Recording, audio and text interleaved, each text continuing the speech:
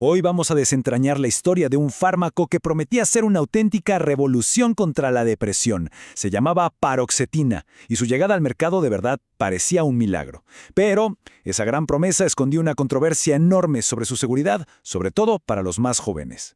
Y bueno, esta frase lo resume perfectamente, ¿no? Se promocionó como un salto gigantesco en seguridad, pero resulta que ocultaba un riesgo enorme para los más vulnerables. Se vendió como la solución más segura, pero detrás de esa fachada había un peligro que increíblemente tardaría más de una década en salir a la luz. Entonces, la gran pregunta es, ¿cómo es posible que la verdad sobre un fármaco superventas se mantuviera oculta por más de 10 años? O sea, ¿qué fue lo que falló en el sistema para que algo tan crucial quedara escondido mientras millones de personas lo estaban tomando? Bueno, pues vamos a meternos de lleno en esto. Ok, para entender el tremendo impacto que tuvo la paroxetina, tenemos que hacer un pequeño viaje en el tiempo. Vámonos a los años 80 para ver cómo estaba el panorama de la salud mental en esa época. En ese entonces, la situación era complicada.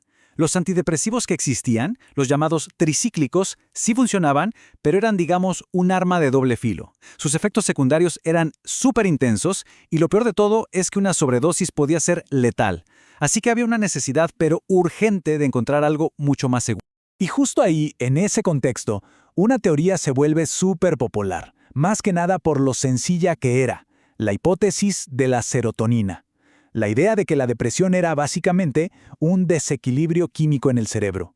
Esta idea, tan fácil de entender, creó el escenario perfecto para una nueva generación de medicamentos, que supuestamente venían a corregir ese desequilibrio. Y esta comparación lo deja clarísimo. Aquí se ve perfectamente porque la paroxetina desarrollada por SmithKline Beecham fue recibida como una revolución total. En el papel parecía la respuesta ideal. Un riesgo de sobredosis bajísimo y efectos secundarios que se consideraban mucho más leves. Era justo lo que todos estaban esperando. Ok, hasta aquí todo suena genial. Pero, mientras la popularidad del fármaco se iba por las nubes y las ventas rompían récords, comenzaron a aparecer algunas señales. Señales preocupantes de que algo en esta imagen tan perfecta, pues, no encajaba del todo. Y aquí es donde está el meollo del asunto. A ver, la farmacéutica sí reconocía efectos como náuseas o insomnio, pero le bajaba el perfil a otros mucho más alarmantes, como una agitación y una ansiedad súper intensas, los llamados síntomas de activación. Y lo más grave es que el riesgo de estos efectos, que era significativamente más alto en pacientes jóvenes, fue básicamente ignorado de cara al público. Entonces, ¿qué pasó cuando los médicos que estaban en el día a día y las familias de los pacientes empezaron a dar la voz de alarma sobre estos casos de agitación? Pues que sus advertencias fueron descartadas, una y otra vez. La respuesta siempre era la misma. Eso es anecdótico, no son pruebas científicas, no son datos duros de un estudio controlado. Y aquí, justo aquí, llegamos al corazón del problema, que era un problema de todo el sistema. La empresa que desarrolló el fármaco era dueña de todos los datos de los ensayos clínicos. O sea, tenía el poder absoluto para decidir qué estudios se publicaban y cuáles se quedaban guardados en un cajón. Esto creó una imagen totalmente sesgada y, francamente, muy peligrosa. Pero la verdad siempre encuentra una forma de salir.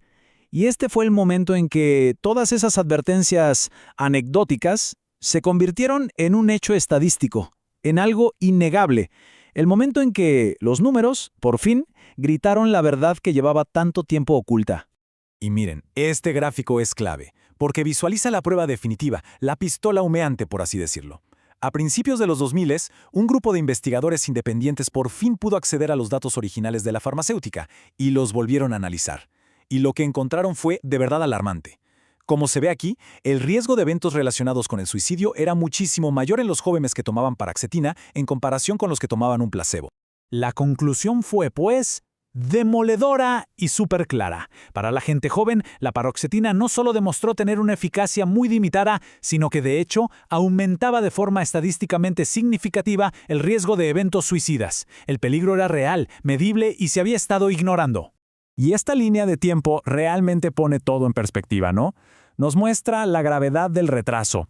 Pasó más de una década, desde que el medicamento se aprobó y se empezó a usar masivamente en jóvenes, hasta que los reguladores por fin exigieron advertencias serias. Una década entera en la que se tomaron decisiones médicas con información incompleta. Bien, entonces, ¿qué pasó después de que todo esto salió a la luz? ¿Cuáles fueron las consecuencias y, sobre todo, qué lecciones se aprendieron de este escándalo? Pues la consecuencia más inmediata y visible fue esta. Se le añadió al fármaco una advertencia de caja negra en Estados Unidos. Para que nos hagamos una idea, esta es la alerta de seguridad más fuerte que existe. Es, literalmente, una caja negra en la etiqueta que le grita a los médicos, cuidado, hay un riesgo grave aquí. Pero lo más importante es que esto no se quedó solo en un medicamento o en una compañía. El escándalo obligó a hacer cambios profundos en todo el sistema. A partir de aquí, se empezó a exigir, por ejemplo, que todos los ensayos clínicos se registraran públicamente. Se demandó transparencia total con los datos. Y algo fundamental, se empezó a requerir que la seguridad de los fármacos se analizara específicamente por grupos de... Y creo que esta es la lección final, la más importante de toda esta historia. Que la seguridad de un medicamento no depende solo de la molécula en sí, de su química. Depende, y muchísimo, de la transparencia del sistema que lo pone a prueba y lo aprueba. Al final, el caso de la paroxetina nos deja con una pregunta que hoy es más relevante que nunca. En una época donde mucha de la ciencia está financiada por las propias corporaciones, ¿cómo nos aseguramos de que los datos en los que basamos nuestra salud son toda la verdad? Es algo en lo que vale la pena pensar.